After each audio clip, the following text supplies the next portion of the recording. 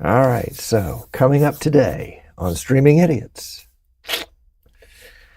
Yeah, that's right. It's going to be a great show. And I will see you with that show very shortly.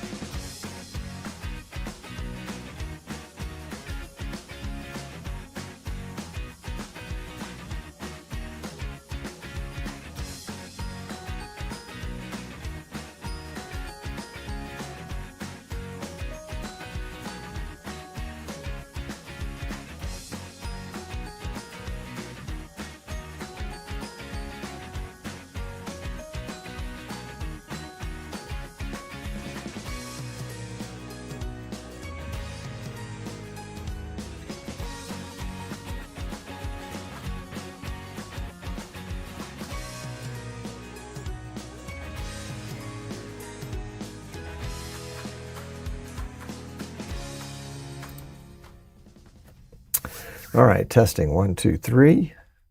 3, 2, 3, 2, 1, 2, 3. That's good. That's good. That's goodish. Goodish. We need to be a little taller. Hold on. I think it's this one. Nope. Not that one. This one. There we go. The chair doesn't hold me up like it used to. Holy cow. All right.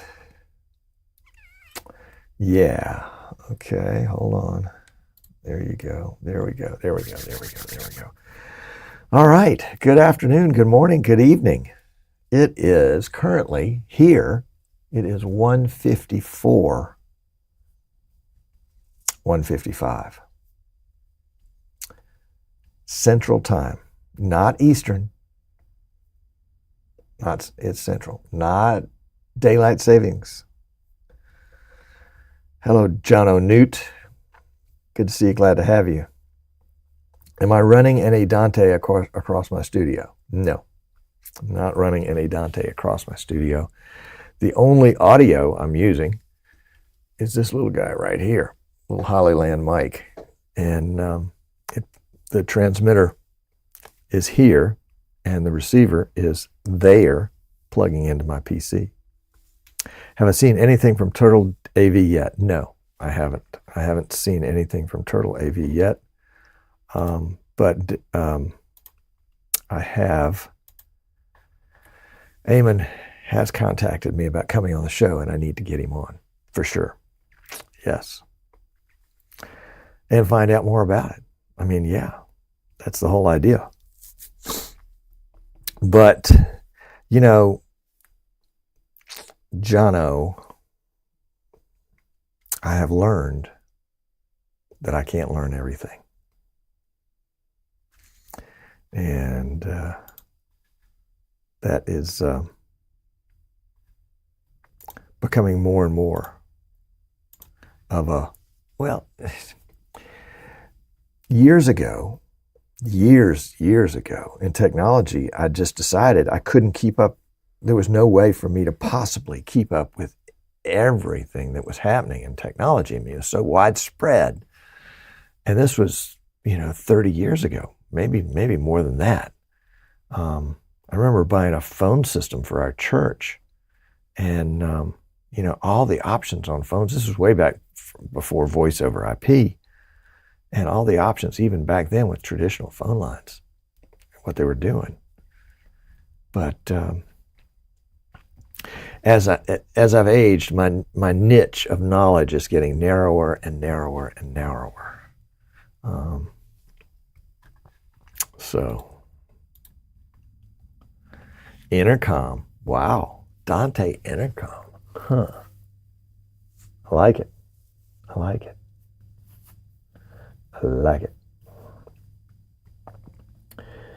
Yep. My focus has gotten tighter and tighter and tighter. Because, and here's the thing, John, the reason my focus has gotten tighter and tighter and tighter and not continued like this, because the amount of knowledge in this focus has grown. And, there's just 10 times more knowledge in this focus than there was 5 years ago. And so I've had to narrow my focus because I can only maintain a certain amount of knowledge. And in order to be competent, I've had to restrict my scope. Yeah, that's my story anyway. We'll see. We'll see how it goes. Yeah, I just gotta stay competent. May have to narrow my focus to stay competent. At some point, they're going to say, well, they're probably already saying it. He is incompetent. So that's okay. That's okay. All right, we've got 27 seconds. 24. Yeah, I need to redo this face. Clean it up a little bit. It's been a while since I've had a look at this one. But we'll go.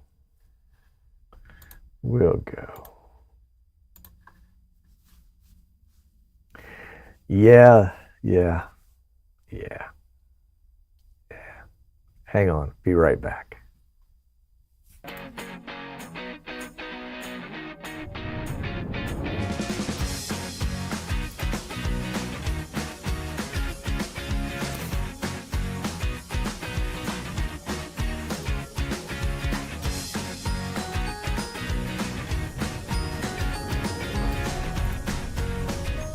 Hey, oh my gosh. Let's try that one again. There we are. Welcome. Hello, Otis. Good to see you. Glad to have you. Welcome, John. Welcome the rest of you guys. Sorry about last week. My wife, Sandy, made me an offer I couldn't refuse right during the show. Right during the time that would be the show. So I had to take her up on her offer. And if you're married, you understand that sometimes you got to do what you got to do. Yeah, it's a good thing.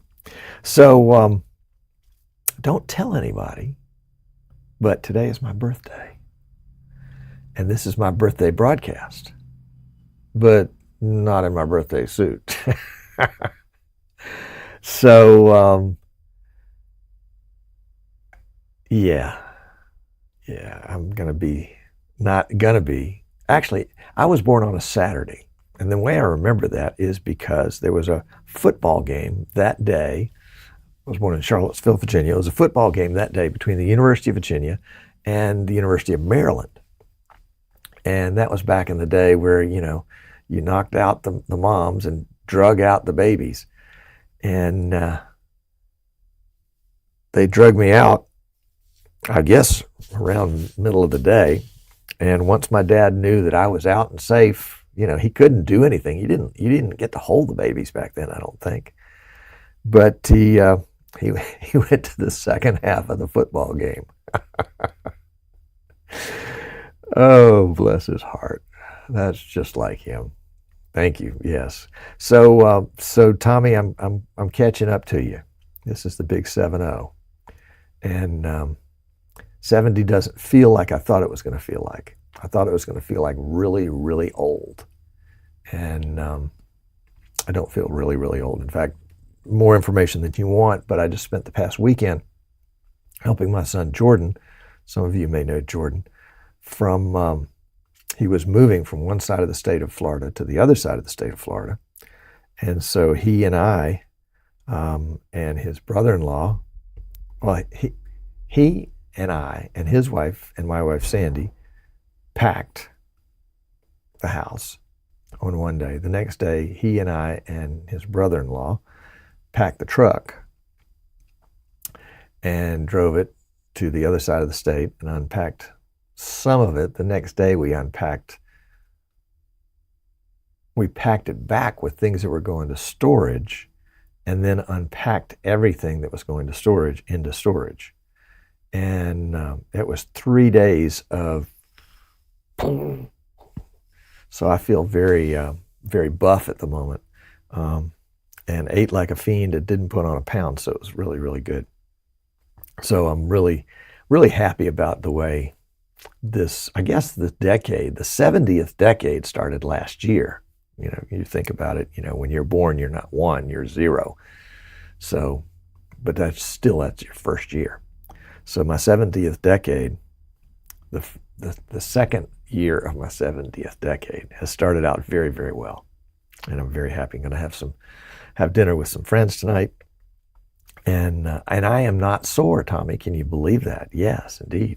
A couple of well-placed Tylenol and one of those movers belts to keep all your innards on the inside, and careful lifting, all that stuff. So it's good. It's good. It's good. And it's interesting to have the perspective.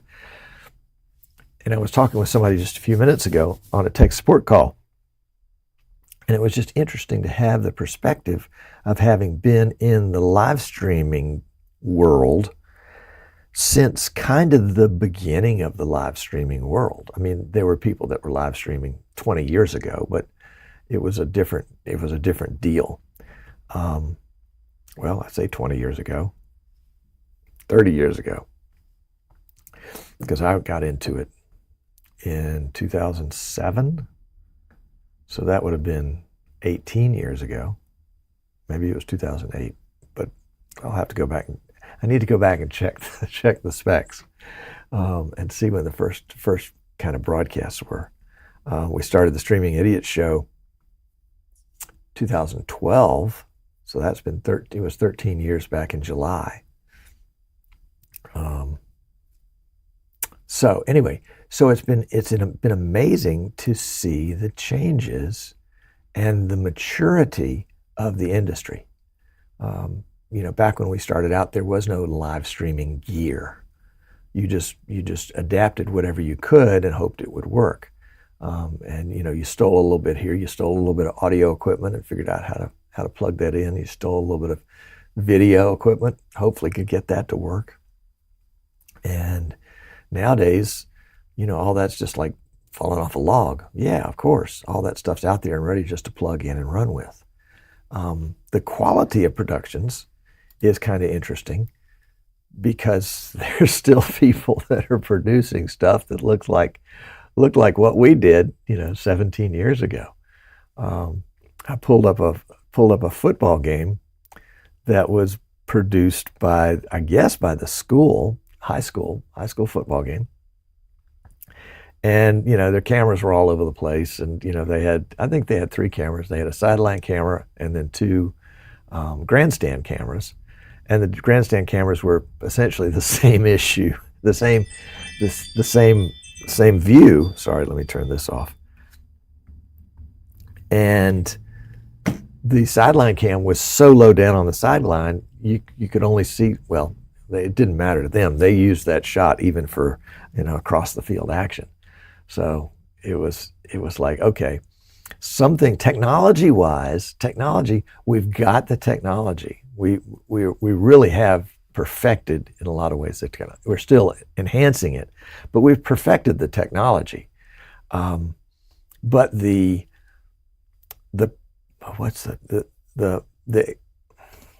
whole body of experience of how to use that technology doesn't come with the technology. This is something that I think people are running into all over the place. You can have the best equipment. I was talking to somebody a little while ago.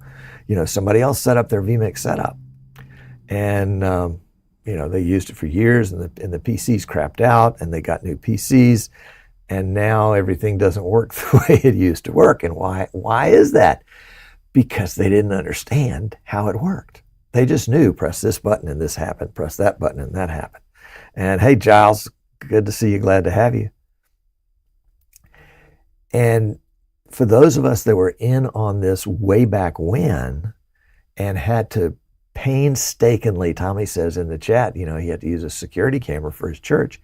We used what we could. We ran what we brung. And we really understood it. And we paid our dues. And sometimes we paid a lot of dues.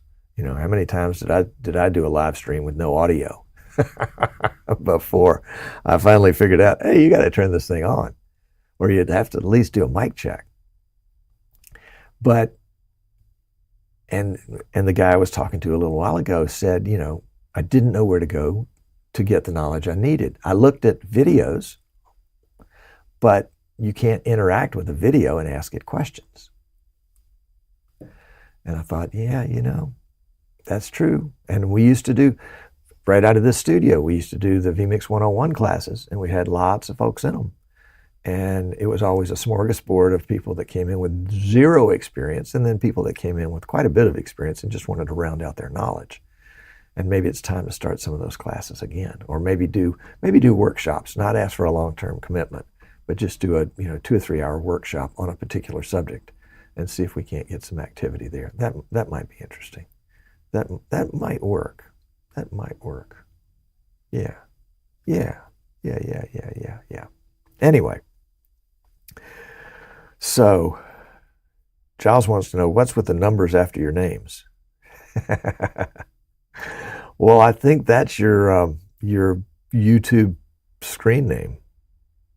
Yeah, I've got one too, although, let's see, I think mine doesn't work the same way. Yeah, it just has the name, because I went in and changed it. So, the body of knowledge keeps getting bigger and bigger. Technology keeps becoming more and more advanced. And especially in one of the worlds that I kind of live in is high school sports, because I have a lot of friends that do high school sports, and I have a lot of questions about that people ask me about high school sports. And there's some interesting Facebook groups now that talk about high school sports production, video production. And I find it really interesting, the people that come in and speak very authoritatively. Some of them are very knowledgeable, and they obviously have experience. And some aren't. And they are very confidently sharing their ignorance about whatever it is. Maybe it's something that worked one way for them in a particular circumstance, and they have applied that universally to all circumstances. I got a call yesterday from somebody that had an echo in their audio. Well, universally you can make a statement about that and say, yes, you have two sources of audio, but practically you have to dig into it and find out, just really where, when, how, and why. And that's what we did, and we got it straightened out. It didn't take too long, but it was a loop. that they had unknowingly created by adding an output input and delaying it for some reason. And yeah, and it was feeding back into the system. Anyway, it's craziness. It's craziness. It's a joy to be involved in this technology and in this world. Yep. So we're kind of reminiscing today. Today is reminiscing day. The way I got started in this is I have boys. I have 3 boys. And they played soccer when they were in school. Let's just put it that way. And when they were younger, Dad got to coach.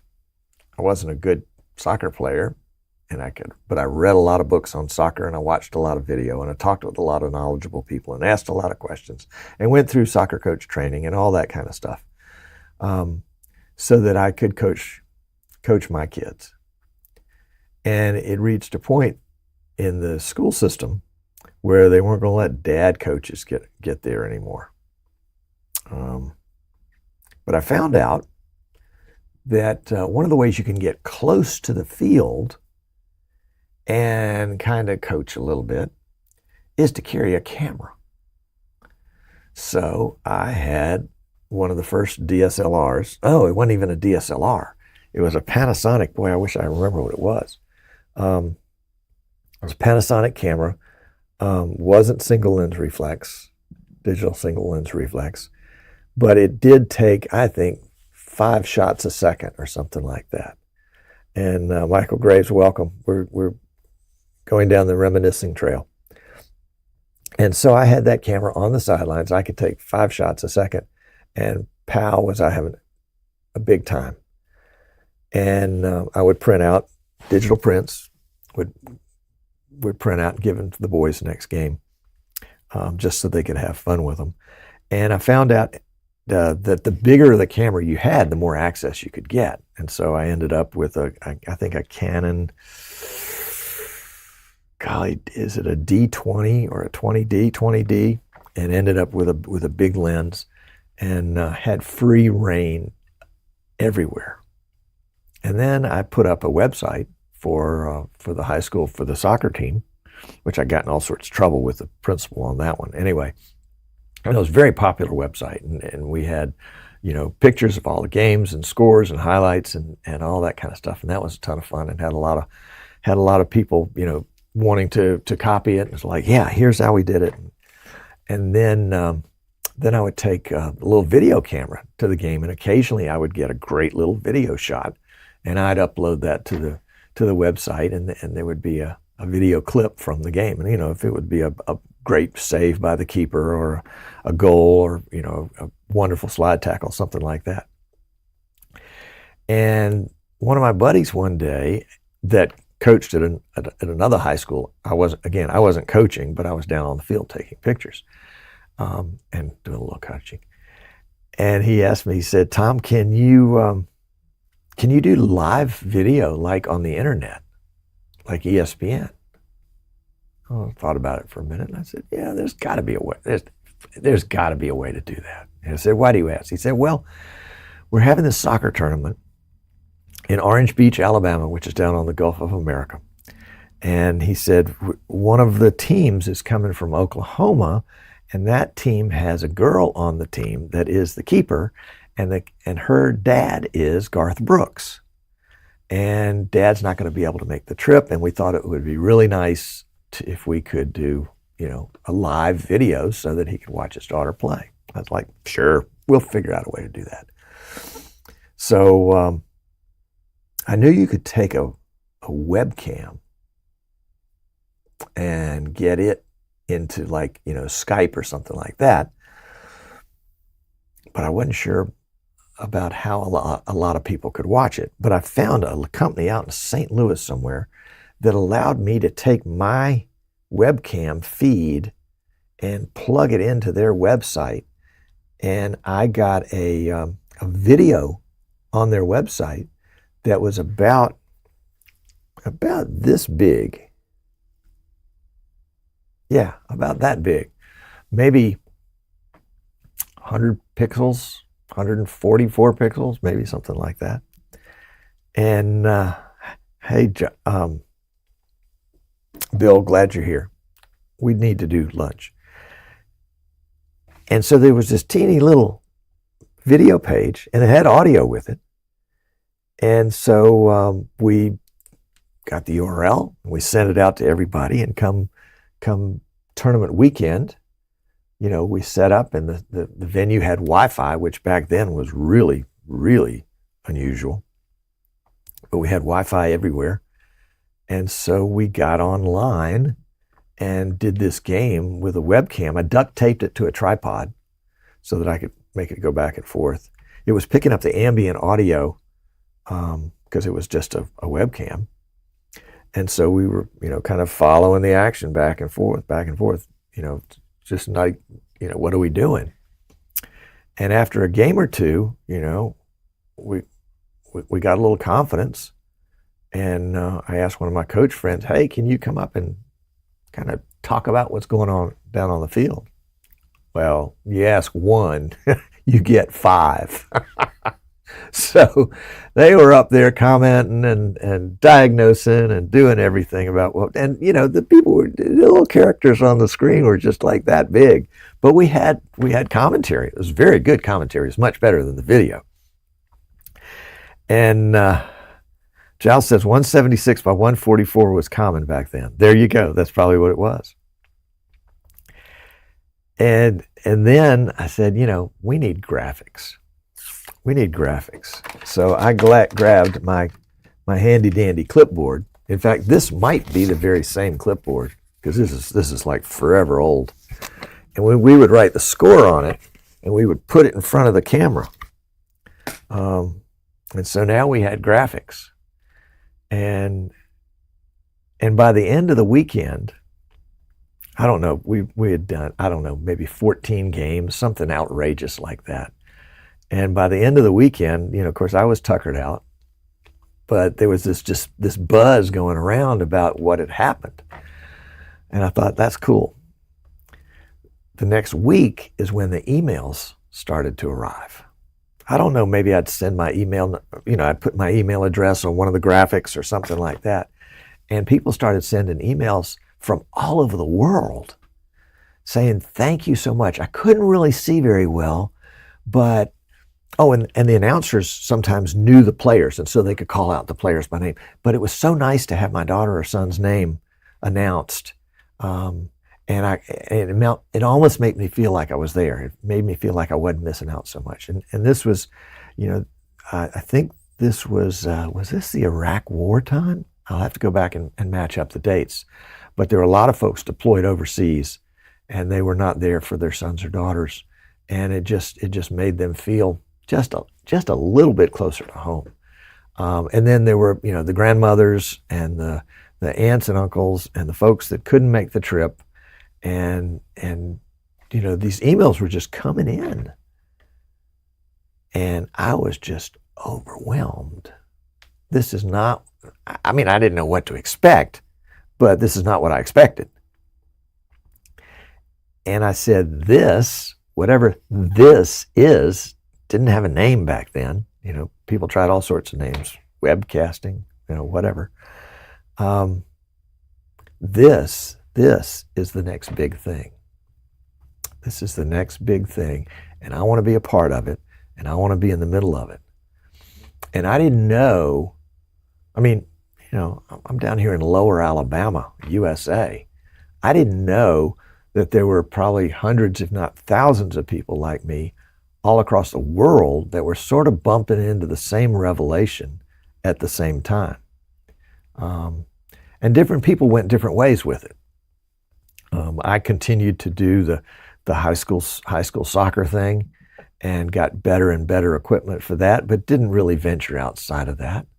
I take that back. I did do a talk show. It was called Talking Soccer TV. It's crazy. And we used Skype and screen capture. and I would interview folks from our local area, different coaches from different teams, and they would come on and talk about their teams and how they were doing and, you know, their upcoming matchups and that kind of thing. And I think one time we had, I don't know, maybe 3 people on at one time. And I thought, you know, this is amazing. This is amazing. And it was amazing. And it got better and better and better and better and better. And I had an opportunity, I think, to really turn this into a big business. And I chose not to go down that path. I chose to go down the path that was the path that was not taken. Although probably a lot of people took the path that wasn't taken, and just remained just a mom and pop kind of thing. And I got really good at the hardware side of things. And that was back in the VidBlaster days. And then somebody who will go unnamed hired me to build a system for their racetrack up in Michigan, 2 systems actually. Nick, you know who you are. And they wanted to do replay with them. They wanted 2 identical systems. And so we made them using a VidBlaster replay. And they got them, and they were like, we don't like that. We want vMix. And I was like, you want what? Never heard of vMix before. And I downloaded it, took a look at it. I was like, okay, we could probably make this work. I contacted vMix, said, I want to be a vMix reseller. What's it take to do that? And they said, send us $1,000 and buy some licenses. And that was the qualification. That was back in the bad old days. This was 2014, maybe? 2014. And the Streaming Idiot show, which was back then called that VidBlaster guy, was 2 years old. So we'd been going on that for a while. And built the system, put vMix on it, had to learn vMix so that I could support the client. And that was the sweet spot. And I've tried to stay in that sweet spot the whole time. Continuing to do the show, we changed the name of it to become Streaming Idiots so that we could appeal to all the idiots, not just the VidBlaster idiots. And to this day, that is the part that I like. When I created the studio, I thought, okay, I'm going to do this full time. That was back in 2016, 17, something like that. And I said, I'm going to do this as a business. And if you do this as business, you have streams of revenue. I'm going to have 3 streams of revenue. I'm going to build systems with vMix. I'm going to sell vMix and other stuff that might be hard to find, capture cards, cameras, that kind of stuff. And I'm going to have a studio where people can come in and do their shows in my studio. And that was, golly, so that's 9 years ago. And I think I did 2 shows in the studio and sold, tens if not hundreds of thousands of dollars worth of piece parts. But the real bread and butter has been the systems, and I found that I really enjoy that the most. I like the solitude of it. I like the challenge of it. Some systems will fight you from the very beginning. Others are just wonderful. And Randy Finley is saying he had a refurbished Dell PC. I did too. Magewell HDMI to USB adapter. I don't remember what mine was, whether it was Magewell or not. He had a Canon HFR 800. Ooh, I think I had I started with an R100. And vMix Basic back in 2015. Wow, for high school baseball. Good job. Good job. The success is not about the money. The success is all the people that I've met over the years, the friendships that I've made, you guys, People like Giles and Tommy that have been there from the very beginning, from that VidBlaster guy days, and for the folks that have joined along. And I'm excited for the people that are just beginning to kind of come into this, either because I guess in some ways I would call it sort of the second generation. Somebody has blazed the trail at their church, at their school, at their organization, whatever it is. Somebody has blazed a trail, and then they've moved on one way or another. And somebody else follows in their footsteps. And I'm having a meeting with somebody tomorrow that's in that situation. Their church, one of the guys in the church, called me up, said, we need a PC, we need cameras. I said, okay, let's do it. And taught him how to use it, got everything set up. And he kind of graduated. He moved on to something else. And then I guess that was probably a year or more ago, but he was still sort of the guru in the background. And then unfortunately, I guess maybe 3 or 4 months ago, he died. And so his church is sort of high and dry. And that's good when everything's working. And then something stopped working for whatever reason. There was a network change, or somebody unplugged something, then plugged it back in and didn't plug it in right, or whatever. And they're just, what do we do? We've got all this stuff that worked perfectly 10 minutes ago, and now it doesn't. And we don't know where to start. They have zero corporate knowledge about what's going on and how to do it. Hey, Gunnar, glad to have you. Glad to see you. And so they're starting again. And I'm going to start with them, basically some troubleshooting tomorrow, find out why their one camera that they're using is not online. And it apparently it lost its IP address. We'll see. Maybe it did, maybe it didn't. But that's what they think happened, but they don't know how to go about getting it back. And think about that. You get into a situation where you walk in and there's a bunch of gear, and there are no owner's manuals, and there's no process manual. There's no no workflow documentation. None of the gears have little help files attached to it. None of the gear has help files attached to it. So how do you do it? It is making me ponder and making me think for the next generation, that part of the job needs to be documenting things so that people can figure them out and understand them, and making that documentation available far and wide. Well, those are my birthday thoughts. I will meet you in the post show, and we'll see what else we can do. Shall we do that? Let's do that.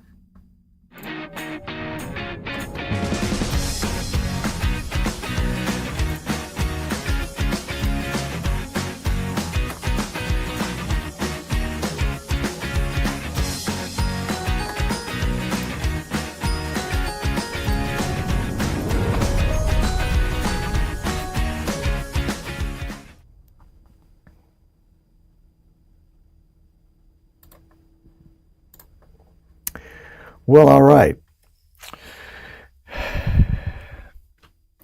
Yeah, Tommy, I thought it was just me. I thought maybe I was always doing something wrong, and I realized that's just the way that guy was. So moving on was a good thing. Moving on was a good thing.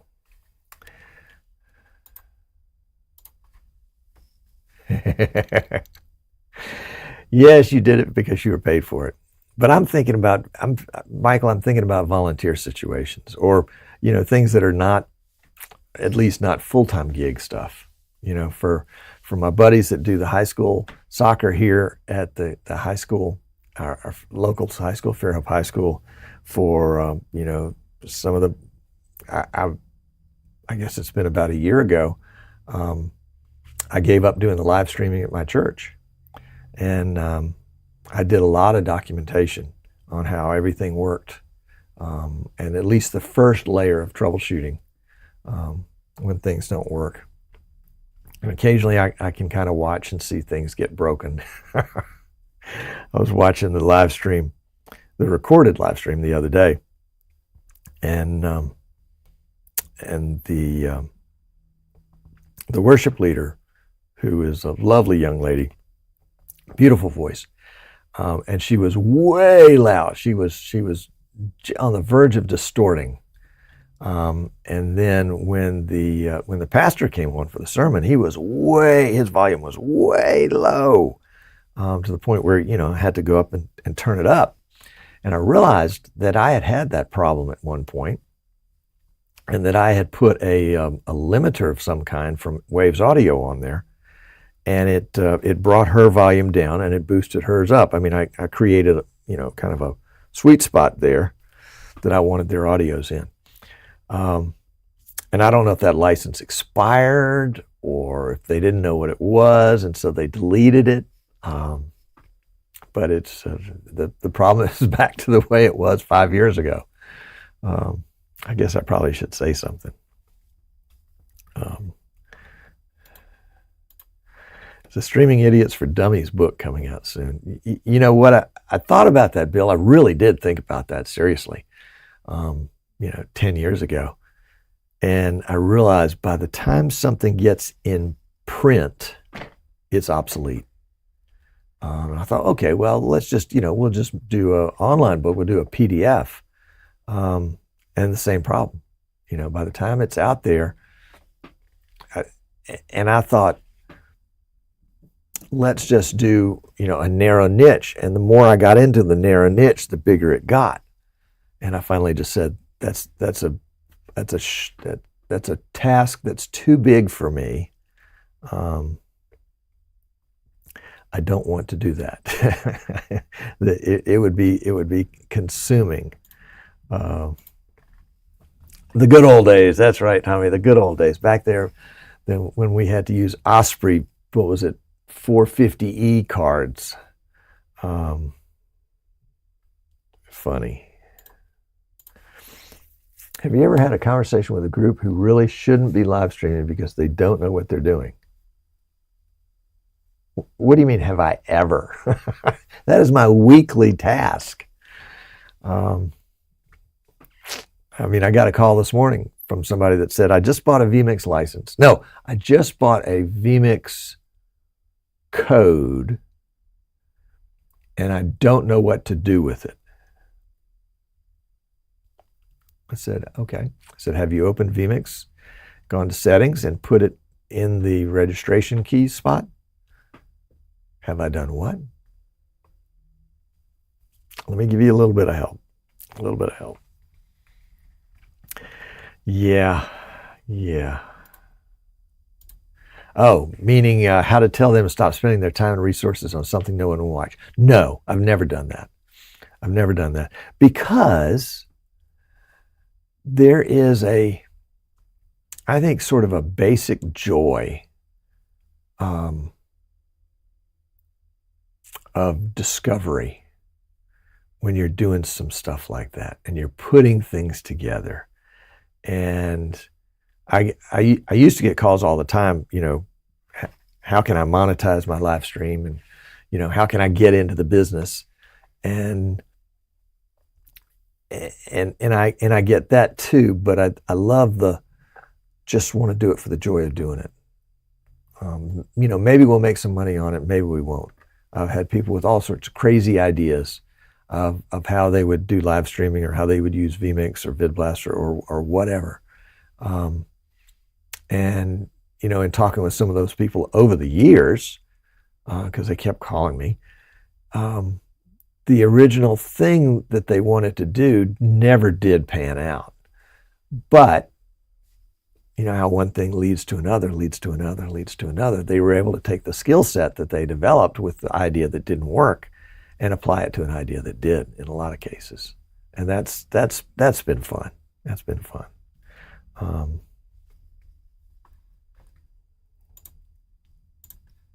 Tommy gets it. Tommy gets it.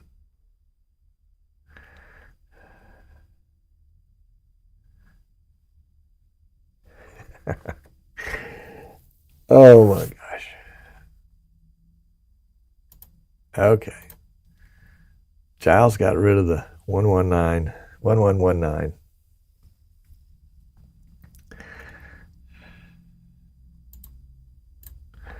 Jono sees so many church streams that are so hard to watch that are driving traffic away from their community, not towards it. Most leadership I've spoken don't understand. Well, yeah, I get it.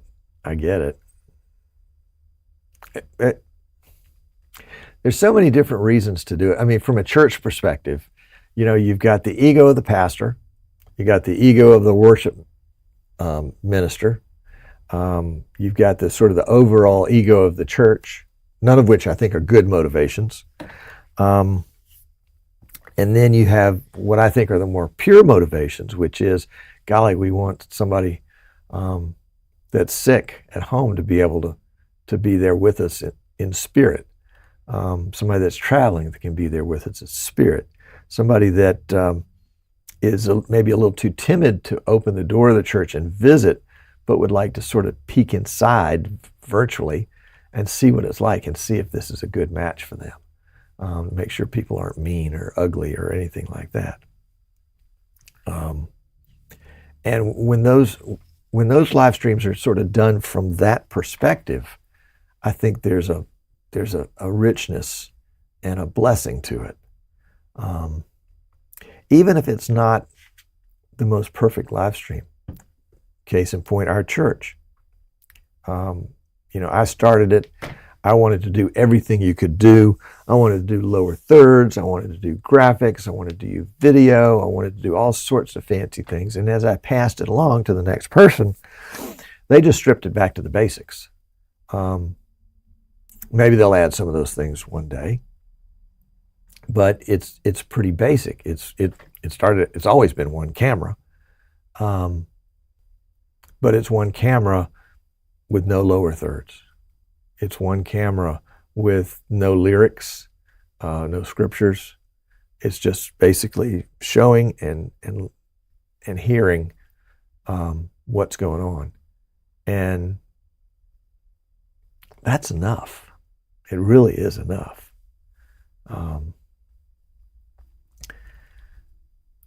There are some that make it look like a TV production, and I get that.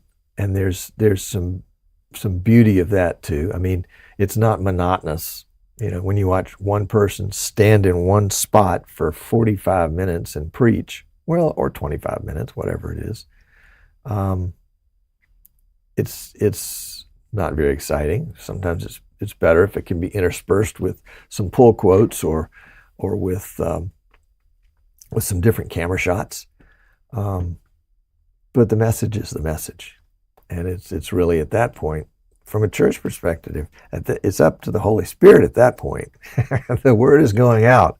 It's up to the Holy Spirit to help the ears open and help the attentions focus and help people to get what they need from it.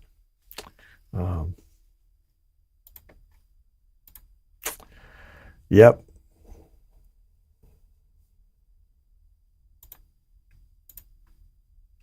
Well, Otis, that's interesting, and I appreciate you saying it. But I would rephrase it and say I've helped to enable a worldwide ministry. Certainly predominantly the U.S., but definitely strong in the Caribbean and some European countries and in Israel. And it's been a joy to work with people in those places and help them get what they need that's going to work. Yeah, that's good.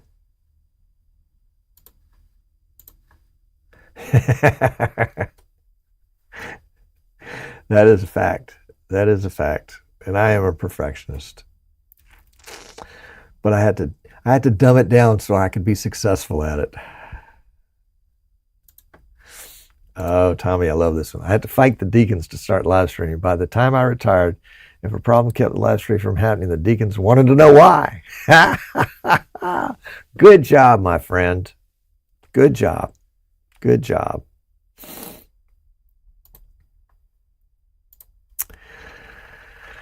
My congregation in Michigan did that when I moved to Tennessee, stripped it way back, difficult to watch. For the creator, yeah. Yeah, I get that.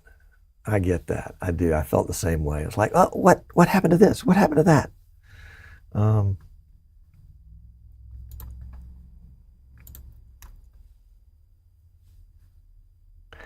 That's about the deacons wanting to know why. OG chiming in. Jab says, I tell my clients I have to charge them for packing, driving, time spent for my kids and the gear, live streaming I do for free. Yeah, that's right. I'll do the fun part for free, but all this other stuff is needs to be compensated for.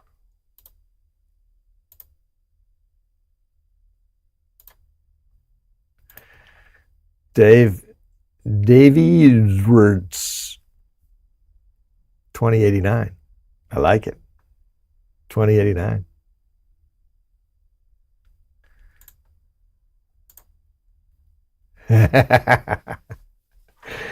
An NDI Discovery server.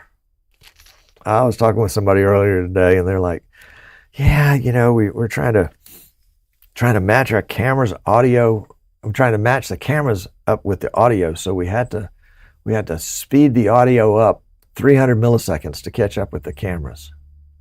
I was like, I don't think so. They had NDI cameras, so really 50 milliseconds would have been better. But I told them that they might want to take another look at it.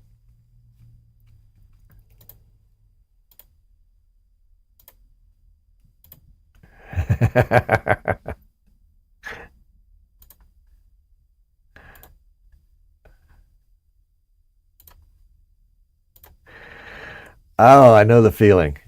I know the feeling. It's just like, you know, we're never going to get this done unless we just finish it. Finish it and be done with it.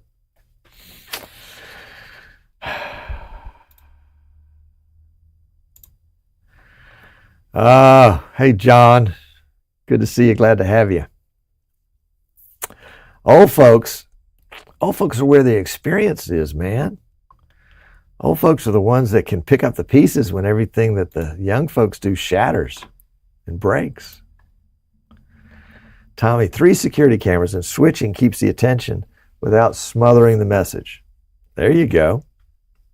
I like that. I like that, not smothering the message. Otis creates a playlist with 15, 20, and then you just don't have to switch it. You let it switch itself. I like that. I like that a lot.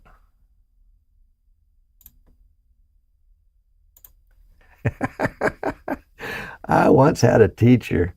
I had a teacher once that talked about the deacons don't deek and the elders don't eld.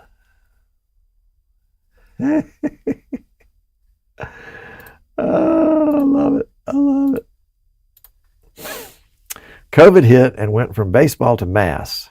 No one told me about soundboards. Oh, yeah, really, especially in a worship environment. Crash course on the audio side. And then, depending on when you got into it, you had to go from analog to digital.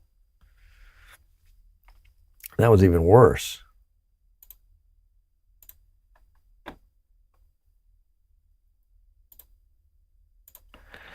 I dealt with a lot of artists who wanted perfection, but can't deliver on their own expectations. Tell them hard work trumps talent anytime. Talent's not working. Yeah. But sometimes hard work is not appreciated because it doesn't produce what people are expecting. You can still work hard and it may not pay off. We've all been in those places.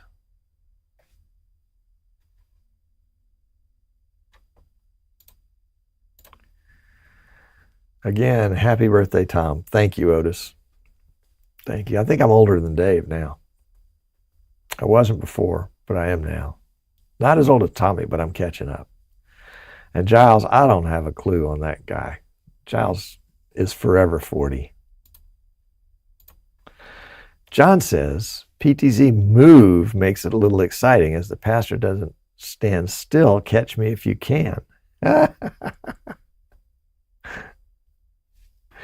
Love it. Thank you, John. Well, I don't know about that. I still trail you in a lot of stuff. Thank you, Tommy.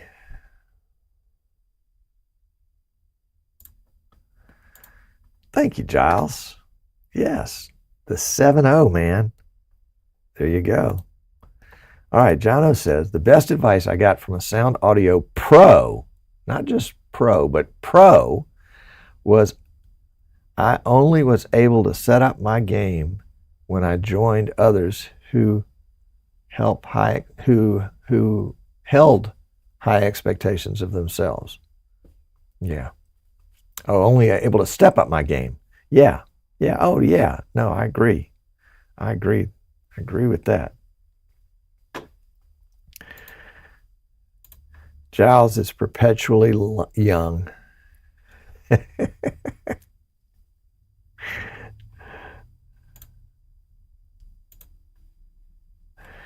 Dave says his Osbot Meet webcam blows away his Move SE PTZ cam for image quality. I like it. This, what you're watching now, is we're at 1080p 60 today. This is the PTZ Optics Move 4K 12x, which is great for studio. I think I really like it in the studio environment. NDI-HX, so it's coming over NDI, and it's not coming in 4K because we're not in a 4K setup. But I like it a lot. I like it a lot. I like it a lot. Well, gents, I got to get back to work. No rest for the weary. But let's see. Let's check the calendar. See where we are for shows.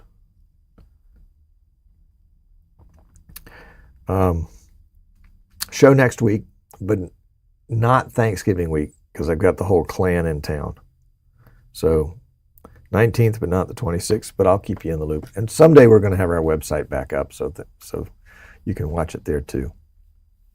But I appreciate you guys, and thank you for the likes, the thumbs up. It always helps the algorithm. You know, everybody does everything for the algorithm. I can't even spell algorithm. I can't. But hey,